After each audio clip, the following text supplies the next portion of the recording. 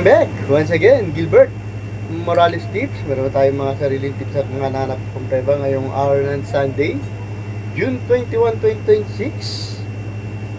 Fourth Racing Day sa Philippine Jockey Club, San Felipe, Padre Garcia, Batangas. Silipin po muna natin itong programa ko pong pinaprint. We have 9 races. May dalawang set ng take-all, dalawang set ng peak 6, isang set ng peak 5, peak 4, at last DD plus 1 at last extra double event. Ang dami pong angat sa laban pero ingat-ingat po tayo sa angat. Alam nyo naman po, pag may dividendo, may diado. Kaya talasan ng pag-iisip at mapakiramdaman para kung magkadeodoan man, malamang may magandang dividendo. Kung magkaya maduan naman po, andyan po ang times time. Bakas-bakas yung mga magtutropa para may magandang maiuwi po sa bahay. At yung mga bago na daan pa lang po dito po sa akin maliit pong my channel, mapatama ko lang po kayo pinag-aaral, sinisilip ang papreba po nyo sa mid page ng programa. Meron po sa inyo mabigay ng magandang informasyon sa sarili pag-aaral.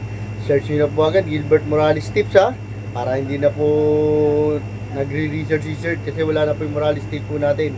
Gilbert Morales Tips, search, like and share, subscribe, dediretso na po sa YouTube nyo natin. Kung patatagalin, good luck and race number 1. Pillar ko nating base last 4, Division 42. 256 points speed bracket start po ng first winner Taigul event with a distance of 39 meters, 8 hours po maglalaban-laban dito. Anybody's race tong karera na to Pampremera ko na rin po dito itong sa KT. Tingin ko po magdadala ng marcha yung numero 7 na si Every Sweat Counts. May 19.8 po to sa distansya 39 meters. Nagabay po sa kanya si John Alvin Gusen ng June 13 sa kabilang karera sa MMTCI. 4th place po to Kailan na bububu. Mga segundahan dun ay si Goddess Tuteria.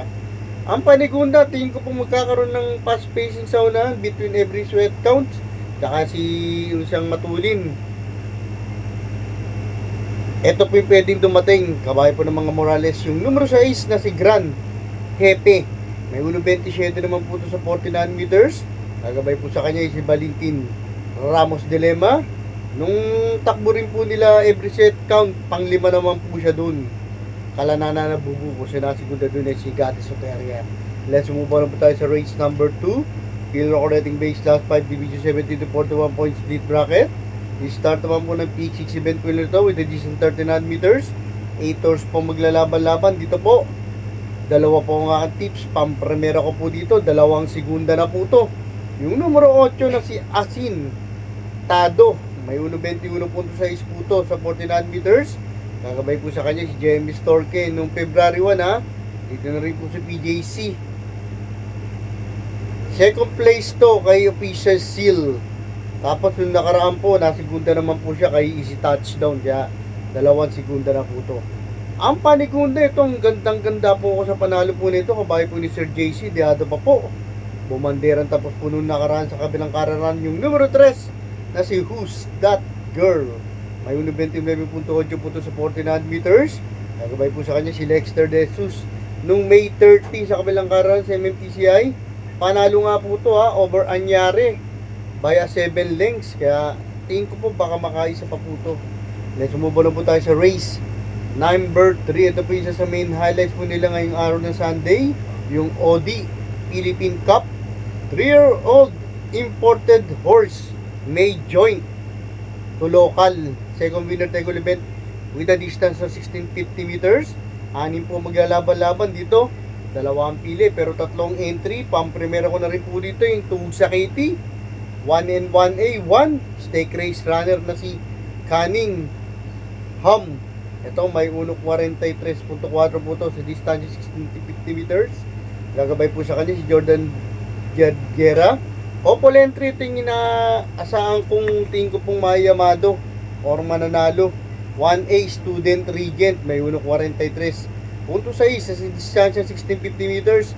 Gagabay po sa kanya regular rider niya si Jeff Tagulaw sa ratin ng June 7. Dito na rin po si BJC. Second place po ito kaya undefeated doors na si Otto Cruz. Ang panigunda, hindi po nawawala ang major upset sa larangan ng karera. Kaya nga po naglalagay po ako ng pang-upset para may magandang dividendo. Yung numero 4 na si Madam Idrea Ito may constituent po to sa 39 meters.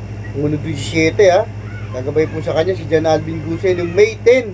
Dito na rin po si PJC. Panalo po to over Hiroshi. Napakalayo po kaya tingin ko po ito po yung magbibigay ng magandang laban. Let's move on po tayo sa race number 4. Phil Racon base 3-year-old. Phil Racon 3-year-old rating base last 4 division 42 to 56 point split bracket second pick 6 event that is 39 meters 7 hours po ang maglalaban-laban. Dito naman po andito po ang ating one for the day ngayong araw ng Sunday. Wala na pong patumpik-tumpik, tinalo niya na po lahat po to. Yung numero 3 na si Siling Labuyo, ito pang one for the day na po to. Nabawasan pa po ng distansya sa 49 meters. Gumawa ng 1.26.8 po to ha. Gagabay po sa kanya, regular rider niya si Arbumbo Villegas. Yung June 7, panalo nga po to over Forever King. Dito na rin po si PJC.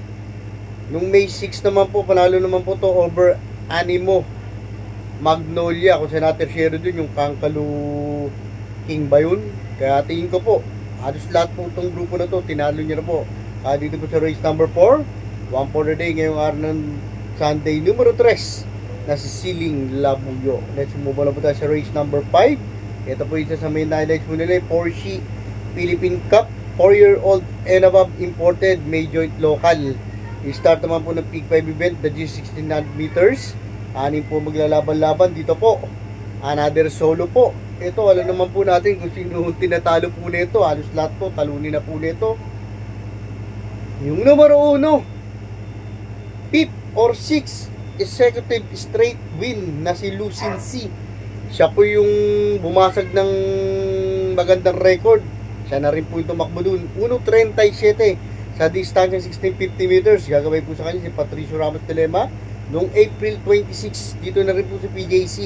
Panalo po to over Andiamo A. Perense. Kaya dito po sa race number 5, second solo. Numero 1, undefeated horse na si Lucen Z. Let's move on na po tayo sa race number 6. Phil Racon base last 4 division 42 to 56 point speed bracket. I-start naman po ng Peak 4 event po nito. Dito 39 meters, 8 hours po maglalaban-laban. Dito po, dalawa po akong aking tips. Kung wala po ako Lance and Gray, ayoko po na tinatakbo niya po. Pampremero ko po dito, yung numero 7 na si Distant Thunder. Ito, may 1.26 po to sa 49 meters. Dito na rin po sa PJC. Gagabay po sa kanya si MVP Lapil nung April 12. Dito na rin po sa PJC. Second place po to kay Spellbound sa distansya 49 meters. Ang panikunda ko naman po dito, think kung makakabigbigay ng magandang laban po sa kanya, yung numero 6 na si Amaran. Indamaning ginagawa po nito, 2 segundo na po to. May 1.19 naman po to sa 39 meters. Gagabay po sa kanya si Jeff Tagulaw Sarate noong May 23. Dito na rin po si PJC, second place po to kay Fine No View. Let's move on po tayo sa race number 7. PJC Invitational Race. Last DD plus 1, last extra double event, dito 39 meters. 9 hours po maglalaban-laban. Dito po, anybody straight po to. I-recommend ko po sa inyo. Magdagdag po tayo dito. Dalawa po ang ating tips. Pampremero ko po dito. Ito, natukalan po to by ano sa kabilang kararan. Yung numero 3 na si Gis Favorite. May 1.22 po to 6 po to sa distansya 39 meters. Nagabay po sa kanya JL Lazaro noong June 14. Sa kabilang kararan sa MMTCI, second place po to by Anos kay Umaapoy. Ang panikunda ito, nasikunda rin po nung last na. Natukalang din po to. Yung numero 9 na si Alpha Miss. May 1.22 din po to. Puntudos naman po. Sa 39 meters, gagabay po sa kanya si JB Apprentice Pilitro. Noong June 7, dito rin po si PJC. Second place naman po to by Anos kay Go Getting. Let's move on na po tayo sa penultimate race. Race number 8. Phil Racon base last 4 division 42 to 56 point split bracket. The distance sa 39 meters. 8 hours po maglalaban-laban. Dito po, dalawa po ang aking tips. Pampremero ko po dito, comebacking horse. Tingin ko po magdadala ng marcha yung numero 8 na si Kangkalu Win. Ito, may 1.12.8 po to sa 12 meters. Gagawin po sa kanya si AR Bumbong Villegas. Noong March 15, dito po sa sorry for correction, June 5, PJC barrier run niya po. 24 media, 23, 25 media. 25, 1.12.8, 1200 meters. Tingin ko po may bubuga po si Gabayo kahit gaan sa bakasyon. Ang Panikunda, kung magkakaroon po ng pa-spacing sa unan, tingin ko pong makakarimate. Yung numero 3, veteran campaigner na si Magtoto Betsky, 10-year-old mare. Meron po itong 1.42 punto sa 6950 meters. Kagabay po sa kanya si Erambo Villegas. Noong March 15 na, nasigunda lang naman po ito sa magaling na kabayo na nag-i-improve na si Circus Crowd. Dahil sumura po tayo sa last pala race number 9. Parating mga po sinasabi pag huling karera, mga pandiyata kurso natin na pupusuan nyo po ha. Ay yung sa mga kala naman po sariling Gilbert Morales tips. So sa bandang huli, nagawa nyo rota, kayo pa rin po mananay. Para ipili nyo po yan sa mga paborito nyo TV. Let's move on na po tayo sa last and pala race number 9. Pilo rating base last 3 division 57 to 70 points. The split bracket, that is 39 meters, 10 horse po maglalaban-laban. Dito po, isa sa mataas na grupo po natin to at dalawang pili. Pero tatlong entry. Primero ko po dito, local horse. Ito, tingin ko po, ika-campaign na po to sa Presidential Gold Cup na dadating na to. Yung numero 8 na si Anytime, Anywhere. May 1.22.4 po to sa distansya 49 meters. Kagabay po sa kanya si Jan Alvin Guse nung March 24. Dito na rin po sa PJC.